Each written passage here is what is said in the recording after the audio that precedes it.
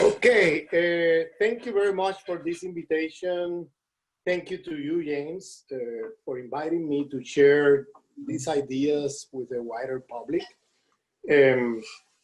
wider audiences, and especially the association that is inviting me for this Congress. I would like to basically, in my talk, call attention to the structures of knowledge that we have in higher education and also education in general. The structures of knowledge, if you look carefully at the structures of knowledge that we carry on, they're basically based on Western men of 5 countries. If you go to any discipline of the sciences in a university these days, you will see that you'll be reading white males of 5 countries. You'll be reading fundamentally a French, a German, a British, an American, and secondarily an Italian, and a few other countries, but usually it's a white man, and frequently it's from these 5 countries that I just mentioned. The names change by discipline. Depending on which discipline you are, you're going to get different names. Now, decoloniality is about naming things in a different way. It's just one of the things that decoloniality requires. So for example, if you have universities, for example, or sciences, like social sciences, or even the humanities, where you're going to be reading fundamentally white males of 5 countries, that has a name. We need to name that. Because how is it possible that in the early 21st century, we're only reading white males of 5 countries? Where is that coming from? Because that's not long in history. If you look at civilizations in history, for example, if you look at the Chinese civilization, Islamic civilization, Aztec civilization, African civilizations, they were studying and they have intellectuals, but they were not white males of 5 countries. They were people from other parts of the world with different cosmologies, different traditions of thought, different philosophies. You know, they have sciences too, they have mathematics too, but they were developed and taught by persons of those cultures, of those civilizations. However, it's only very recent in history when we have universities where the only thing we read is white males of 5 countries as the fundamental thing. There are some exceptions to the rule. Like, for example, there are professors who try to bring epistemic diversity to the classroom so that we can read other authors. But that's not what is required in Westernized universities and in the disciplines that compose the Westernized university. What is required is that you master the theories, you master the knowledge, you master the concepts produced by white males of 5 countries.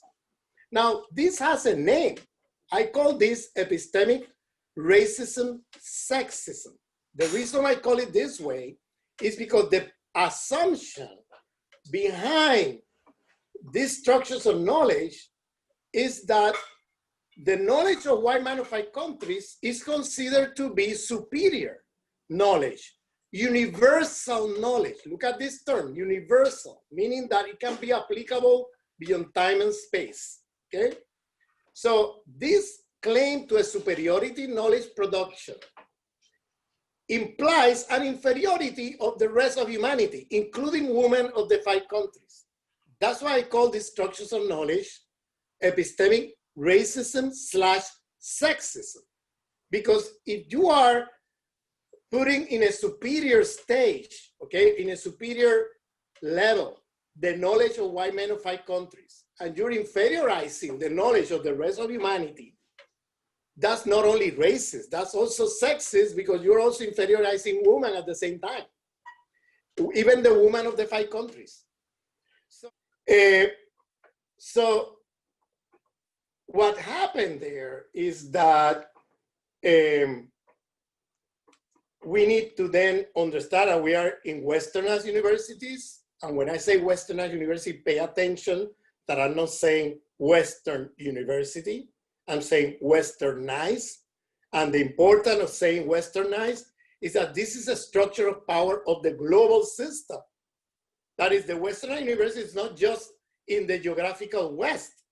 The Westernized university is in the global South, everywhere, to produce the Eurocentric elites, the Westernized elites that the neo-colonial states require for the domination and exploitation of the global North over the global South. So that's why this space we call the university, that I prefer to call the Westernized university, is a structure of power of the global system. And it's fundamental for the reproduction of the global system, because it produces the Westernized elites that are going to do the job in neo-colonial states. Okay, so we need to not lose attention from that, that this is what we're talking about. And this is the role this plays today. Now, if we're talking about not just 12% of humanity, like I was saying, but we're talking about the social historical experience of 6% of humanity, because it's really the white males of the 5 countries.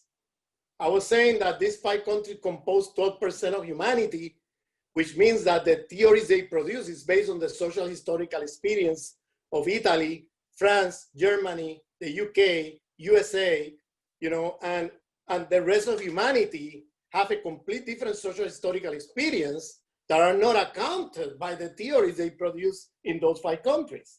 Okay, they require other body of knowledge, which has been produced, by the way. It's not as if they haven't been produced, but they are inferiorized, invisibilized, excluded from the hegemonic structures of knowledge of the Westernized university.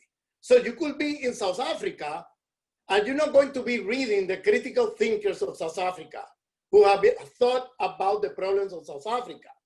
You're going to be reading the white man of the 5 countries.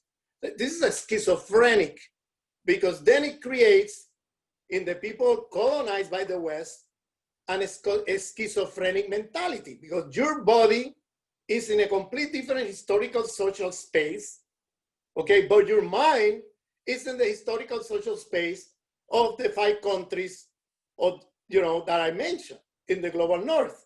So there is a schizophrenia there, where we are not in tune, because we're thinking with Eurocentric lenses. We're not thinking from the critical knowledge produced in your own context. So decolonization implies taking seriously the critical thinking coming from the global South, okay? And I'm talking about global South in a broader sense, because there is a South inside the North, and there is a North inside the South, okay? So this is very important to call attention, because there is a South inside the United States, not a geographical South. When I say North, South, West, non-West, I'm not talking about geography. I'm talking about structures of power relations. I'm talking about structures of domination. We cannot collapse this into geography, because then we get confused. If you think that the global North is just a geography, you lose sight that when we say the West and the rest, superior, inferior, you see, all these lines of domination is in relation to power structure, not in relation to a geography. So you could have, inferior beings, okay, quote unquote, in the racist hierarchies of the world inside the global North. you see? And that will be the South inside the North, you see? And you could have in the global South also a minority of westernized elites, okay, who are there, the North inside the South, you know, and are usually the intermediaries between the global North and the global South, okay? Because they get some of the crumbs of the super exploitation of the global South. Now, coming back to structures of knowledge, you can see how important it is for the system to keep control over the structures of knowledge in westernized universities all over the world. They don't want that to get out of control. Because the moment that get out of control, that means critical thinkers of the global South are going to be socializing and framing the minds of the people in the global South, and that's a threat for the powers that be, because that would mean they would think critically, that is dangerously, like a Messenger would say. Thinking critically from the global South is to think dangerously from the point of view of the global North, okay?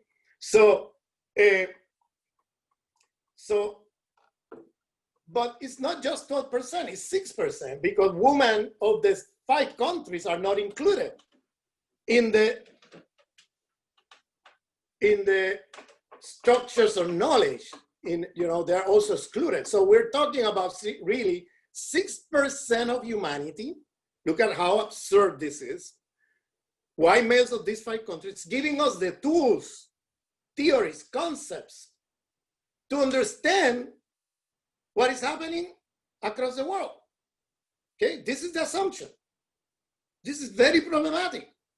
So 94% of humanity has an inferior knowledge relative to this 6% of humanity.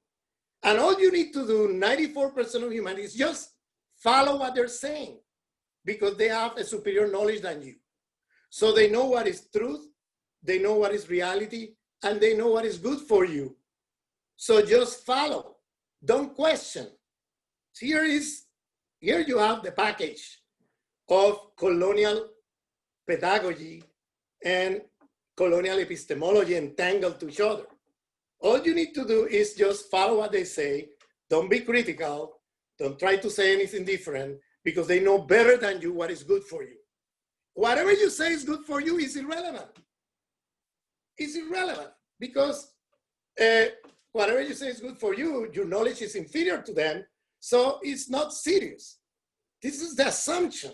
This is why we need to talk about epistemic racism, sexism. This concept has to come and enter our fields of knowledge with a force, because it's really affecting everything we do, in knowledge production.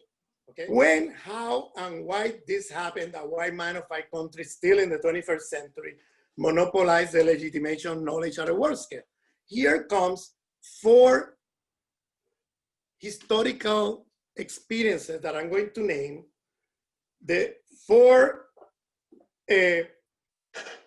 conquests that happened in what is called the long 16th century, between 1450 and 1650. In those 200 years, which is the moment of the Renaissance and the European colonial expansion, there were 4 genocides, epistemicides, that are constitutive of the structures of knowledge we have today. The first one is the conquest of Al-Andalus. That was the Spanish Christian, the Castilian Christian monarchy conquering Al-Andalus in the south of the Iberian Peninsula. Al-Andalus was part of Islamic civilization during 800 years in that part of the world. So the conquest of Al-Andalus is the first moment of the European colonial expansion. And the reason I go first there is because, listen to this carefully, please. Not because of some nostalgia about what was a moment in history of conviviality between Christian Jews and Muslims together, okay? Not just because that was a moment of splendor, of sciences, of technology, of knowledge, of philosophy. By the way, the Greek philosophy arrived to Europeans through Al-Andalus, through the philosophers of Al-Andalus. This lie that the Greek philosophy and Greek civilization they are the cradles or the origins of Western civilization is another lie. These philosophers were forbidden in obscurantist Christendom Europe over more than 1,000 years. How could you claim origins in something you have repressed for so many generations, over 1,000 years? Anybody who got a book of Aristotle or Plato, you will be burned alive, okay? It was seen as a threat. The only moment you have where people were taking seriously Greek philosophy and Greek sciences, Greek geometry, Greek mathematics, were the Arab Muslim civilization. And it arrived to the south of Europe through Al-Andalus, that part of Islamic civilization.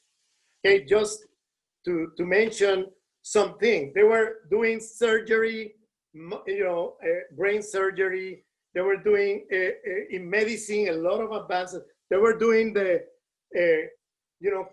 you say in English, cataract, in your eyes. They were doing surgery for cataract. They were doing, the advancements were enormous. Also in indigenous people in America, they were doing brain surgery too. I'm just saying these things very rapidly because there's so many lies and so many distortions that are really, really, history of science is a white supremacist discipline.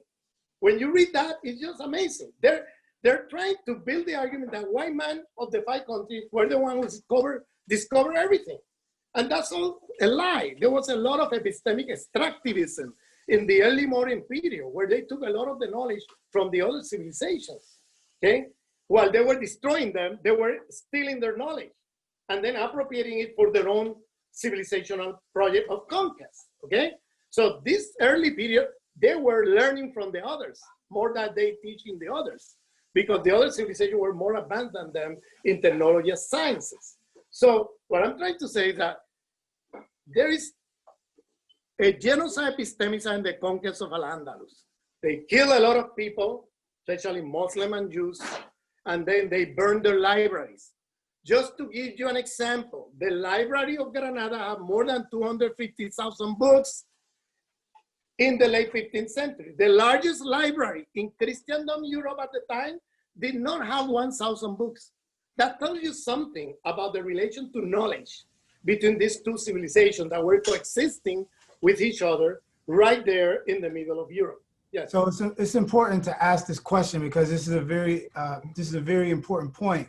So you're suggesting that the initial colonization or colonization as we know it that began in the Americas actually started in Al-Andalus, which is today in Spain. In the south part of the Iberian Peninsula, yes. Right. That's where it started because a lot of the methods they carry on to the Americas in the colonization of the Americas that included not only the methods of conquering the indigenous civilization, but also the transportation of Africans, all of that, to be enslaved in America. All of that was part of the methods they used to conquer. So a lot of the methods to conquer Al-Andalus were the same method they're going to extrapolate to the expansion elsewhere. That's why I look at this. For example, what we call cellular colonialism, that did not begin in the Americas. That began in the conquest of Al-Andalus. Cellular colonialism. We see that until today with the situation of Palestine. What is happening in Palestine is a racist colonial project of cellular colonial people taking over the land and resources to the original people of the land, to the native people of the land. And this is important to say because we forget where these things are coming from. Right. We always, racism, we take it for granted as it's been there forever. It's not true. That's another lie of Eurocentric historiography. Racism is a modern concept. It did not exist in the past before this Western civilization colonizing the world. There were problems in the past. There were wars. There were conflicts. I'm not describing you a romantic view of the past, but the way they classify differences was not along racist lines, the way we have in the modern world. This is important to say because people tend to think about racism as something going back to the past, you know, to Adam and Eve, and it's not true. This began in the process of the conquest of Al-Andalus and the conquest of the Americas. Then you have the epistemicide genocide against African people that were kidnapped in Africa, brought by force in boats to be enslaved in the Americas. And African people were forbidden to practice their spiritualities and their knowledge in the context of the slave plantations. Okay? So this is the second conquest of the four that you mentioned. This is the third. Third, okay. The first one is Al-Andalus. Al-Andalus. Genocide, epistemicide against the Muslim and Jews in the conquest of Al-Andalus. The second one is the conquest of the Americas. Wow. Genocide, epistemicide against indigenous civilizations in the conquest of the Americas. The third one is the conquest of Africans. Okay? Yes. Genocide, epistemicide against the conquest of Africans. Mm. So they were kidnapping millions of Africans, literally kidnapping them, brought by force to the Americas. That's not a slave trade. I keep hearing this term all over the place, and I have a problem with the term. If you say slave trade, it's as if they were already slaves. No, this is a captive trade. Captive trade. They kidnapped these people. They kidnapped them and were brought by force to America. It's not slave trade, it's captive trade, okay? These people were not slaves when they were captured and brought by force to be enslaved in the Americas. They were enslaved in the Americas, not in Africa. And this is part of the lies that we keep hearing, you know, all over, you know, that in a way, they love to say that, you know, this, after all these people are already enslaved. That's false. That's false. They organized an industry of kidnapping of millions of people, okay, and to bring them by force to the Americas. These people were not there in the shores of Africa saying, I'm here, take me in a cruise to the Caribbean. I'm sorry, that's a fairy tale. These people were kidnapped, brought by force, and enslaved the Americas. And the way they try to portray it is as if the Africans were the one enslaving people. This is very problematic, James, because if you look at, for example, the Holocaust, the genocide against Jewish people in the Second World War. In the Holocaust, nobody dared to say that because there were some Jewish collaborators in the concentration camps and in Germany, sending Jews to the gas chambers, that was a Jewish project. Nobody dared to say that. It was a German European project to send the Jews to the gas chambers, okay? The fact that you have always collaborators of the communities that are the victim of genocide doesn't mean that that process is a Jewish project. You see, but you know what? Today, they dare to say things like the enslavement of Africans is due to other Africans enslaving Africans, not the Europeans. It's as if the Europeans just were there, like neutrally coming to the church, oh, I want to purchase them. No, that's not what happened. They organized systematically a kidnap industry. Read Walter Rodney, the Caribbean Black Marxist thinker, Walter Rodney, who wrote the book, How Europe Underdeveloped Africa. He goes in detail on this stuff. Now, I'm saying this because the genocide against African people in the process of kidnapping them and enslaving the Americas, they say that because there were some African collaborators in this project, they would say this was Africans who doing that. That's not true. This was a European project. It was the European organizing the whole thing.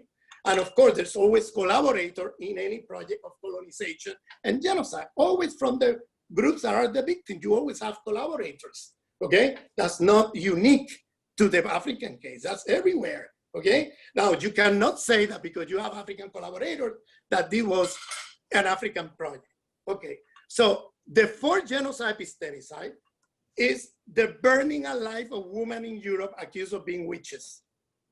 That was the fourth one. Okay, accused of being witches. Now, I don't have time to develop all this stuff, just to say the following. Here you have the racial and patriarchal structures of knowledge, okay, that are constitutive of modern epistemology. Thank you. Yeah, thank you. All right, so I want to pull it back real quick and just go to, I think first and foremost, on behalf of UCEA and the incoming president and the planning committee, we thank you for your time and we thank you for the knowledge that you shared. I'm sure everyone will be very appreciative of what you brought to the table. But I want to talk about the statement that you made about settler colonialism and situating Andalusia as the initial settler colonialism, because I think that when people think or talk about settler colonialism, at least here in the U.S., that's never on the table or a part of the discussion. And the same with, understandings of colonization or colonialism. The thought, the premise is that it began in the Americas, in the U.S. and Canada and across the Americas. And so I think that with that in mind, I think it's important to talk a little bit about why that's important and why that needs to be put at the table, and how we differentiate coloniality from colonialism. Yes. Well, in the 16th century, for Latin Americanists, people who come from Latin America, we have this thing called the encomienda. And the encomienda was a structure in which the colonizer come, take over the land of the indigenous people, come with their family, occupy the land, occupy territory, and those who survive of indigenous people, they were put to work in the encomienda for basically certain number of hours a day for free. It's a form of forced labor. But the encomendero, the guy who is in charge of the exploitation of labor, is also in charge of surveilling their conversion, okay? As a person coming, I'm from Puerto Rico, so we are in this borderline as a colony of USA, but at the same time with the Latin American culture. So we, as we kind of thought of the encomienda at the first moment of settler colonialism, because it was in the early 16th century that was happening, in the first moment of the expansion to the Americas by the Spaniards. But as we go into the history of the conquest of Al-Andalus, this encomienda system was already in place there. They just brought it to the Americas. You see, this form of colonialism, where they come with their families, settle on the land, displace the native from the land, take over their houses, their resources, the land, everything, and then put them to work by force, okay? And then surveil their conversion, because if you don't convert, they will kill you. It's Christianize or I kill you, right? So if you don't convert, they will kill you. In the conquest of Al-Andalus, it was like that. So the encomendero was in charge not only of the exploitation of labor, but also of surveillance of their conversion to Christianity, okay? So that's very important, because that was the first moment of the European colonial expansion, and it was done through settler colonialism. This settler colonialism system began in the conquest of Al-Andalus. They took over land, properties, houses, everything from Muslim and Jews, okay? And then you have in that early period, Islamophobia and anti-Semitism, that was an old form of religious discrimination of medieval Europe, turning racial. Because now, the whole question was not if you have, especially with the encounter to the Americas, when they came with, this idea of purity of blood began in the conquest of Al-Andalus. And this idea of purity of blood was extended to the Americas, okay? And then what happened is that with this idea of purity of blood, with this imperialization of indigenous people in America having no soul, that immediately reclassified the Moors, who were the Muslim, converted Muslims by force to Christianity, and the Marranos, who were the converted Jews, into not before in the medieval time was you have the wrong God, you're praying to the wrong God or to the inferior God, you have the inferior theology. And then there was religious discrimination and fights. Now, with this question about not having a soul, that turned into racial, because now the question was not you have the inferior or superior theology. The question was that you yourself, by not having a soul, you were an inferior being. You were like animals in the fauna. You get the point? So that moment is a very important moment to understand the way racism emerged in the modern world. Because now it's not religious discrimination. That's why Islamophobia in the early period and Judeophobia, was in the early period of modernity, a form of not religious discrimination, but a form of racism until today. Until today. It has gone until today. But that was a form of discrimination from medieval time that turned racial with this question about having a soul or not. Before it was about, oh, your theology is not the right one, mine is the right one, and that kind of debates.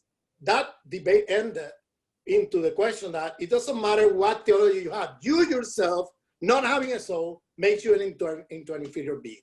You see, now the whole thing turned into something else. Now with the mass kidnapping of Africans, then you have the emergence of color racism, okay?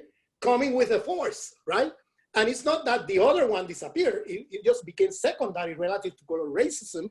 And now lately you could see the coming back of this racist Islamophobia again, in the last 20 years with the war against terror, all this, fairy tales that they're telling us. I have two more questions, and that the second one, yeah.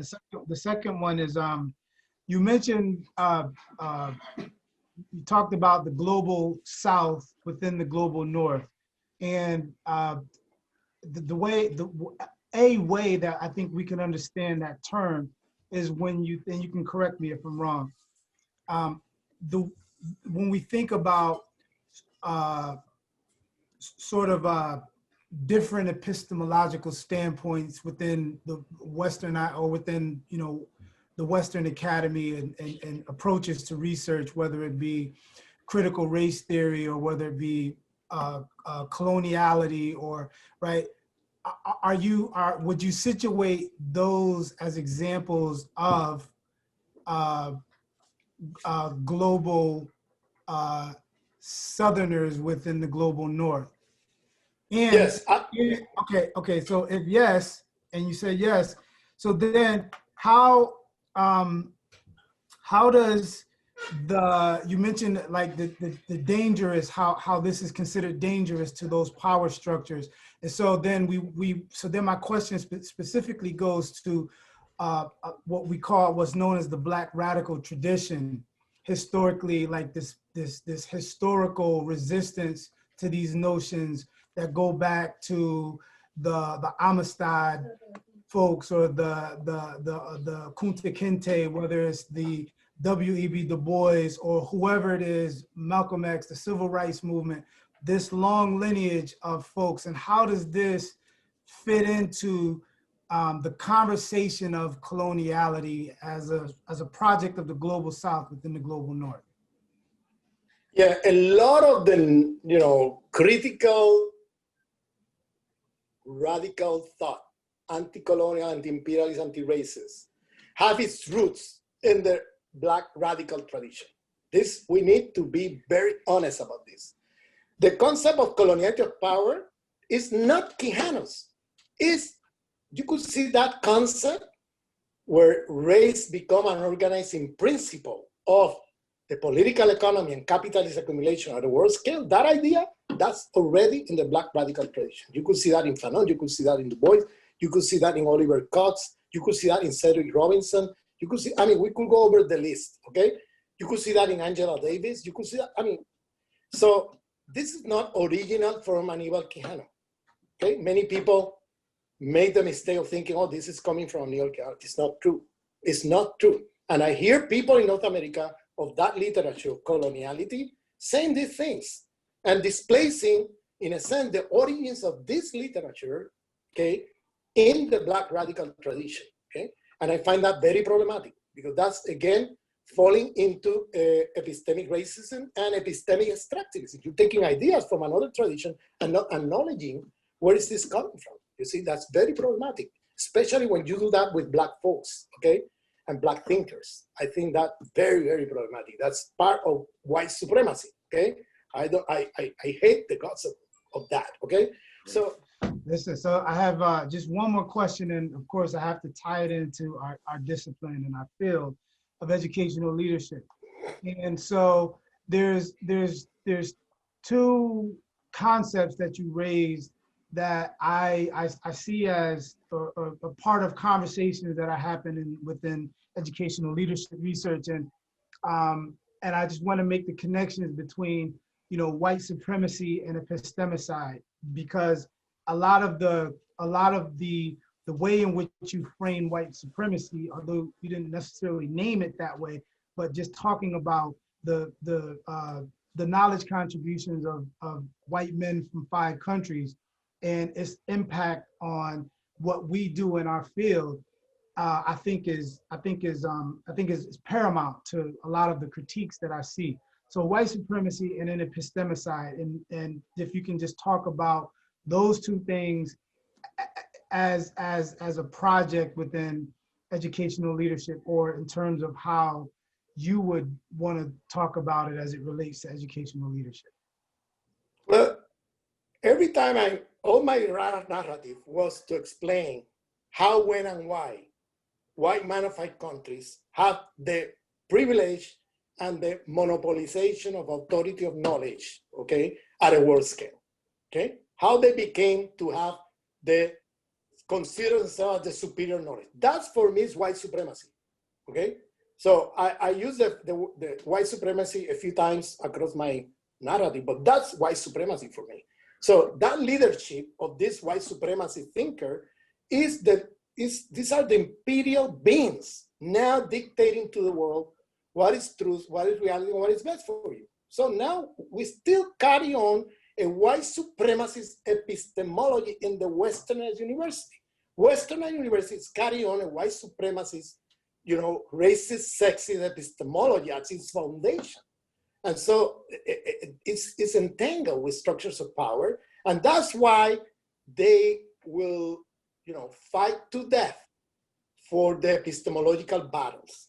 They're not going to allow the Western university to be decolonized.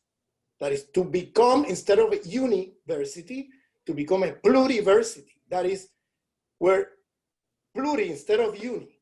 Uni is one that defines for you what is true, what is reality, and what is good for you. That's the universalism of the West, okay? That is inherently racist, inherently white supremacist. We need to move to a different structures of knowledge to create a different leadership, which is pluriversality. We need to move to the pluriversal structures of knowledge. Between all, we decide for all what is best for all. Between all, we decide for all what is truth, reality, and what is best for all. You see, that requires to bring epistemic diversity to everything we're doing and studying.